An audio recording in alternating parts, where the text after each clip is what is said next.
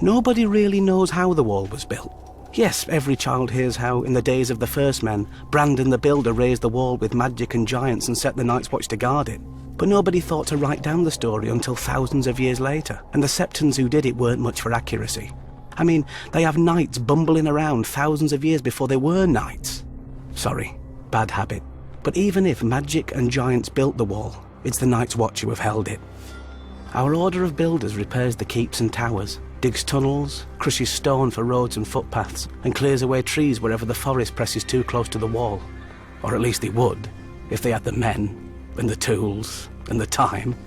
Long ago, when the Night's Watch was at full strength, the builders would quarry blocks of ice from the frozen lakes of the haunted forest, dragging them south on sledges to add to the wall.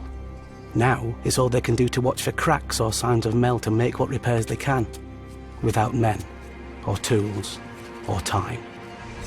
The Order of Rangers is the fighting heart of the Night's Watch. They ride beyond the wall, fighting and trading with wildlings, surviving shadow cats and snow leopards. The Rangers are meant to scout out threats to the wall and return to report. And they did, back in the days when men could go north and come back alive. Now they just come back. The Order of Stewards keeps the Watch alive. We hunt and farm, tend the horses, milk the cows, gather firewood, cook the meals and bring supplies from the south. Not so heroic, I know, but since the Night's Watch doesn't starve or freeze, I guess we're the only order that still does everything it's supposed to. Without all of us guarding the wall together, well, it probably still wouldn't have ever fallen. Solid ice rising hundreds of feet into the air and running hundreds of miles to the sea. No army is smashing it anytime soon, which is why our enemies have never tried. Well, not directly. The brothers Gendel and Gorn, kings beyond the wall, went under the wall, through ancient caves buried deep in the earth. But on the way back they took a wrong turn and were lost in the darkness. People say that their children's children's children are still down there, looking for a way up, or for more food to find its way down.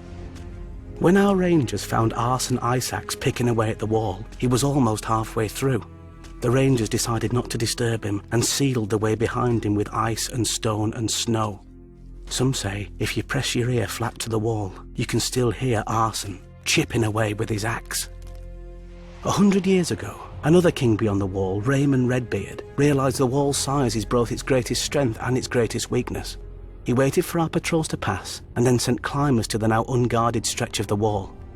When they reached the top, they dropped ropes and ladders for thousands more wildlings to clamber up. The Night's Watch didn't even know his army had crossed until after the Starks and Umbers had cornered and destroyed him. And that was 100 years ago, when the Watch had many more men than now. Lucky for the Night's Watch, the wall isn't without its own defences. Besides being incredibly tall and thick, the wall is also treacherous.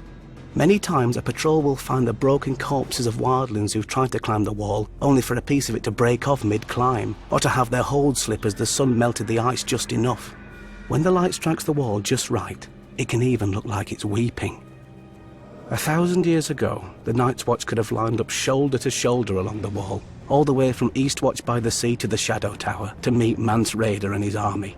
But now, Mance isn't bothering to find tunnels under the wall or climb over it. He was a sworn brother once. He knows that the glory of the Night's Watch is behind us. Mance is going to try what no man ever has. He's going to come through the wall. One day, I hope Maesters write stories about how we beat him back. Because if we don't, there may not be any more stories to write.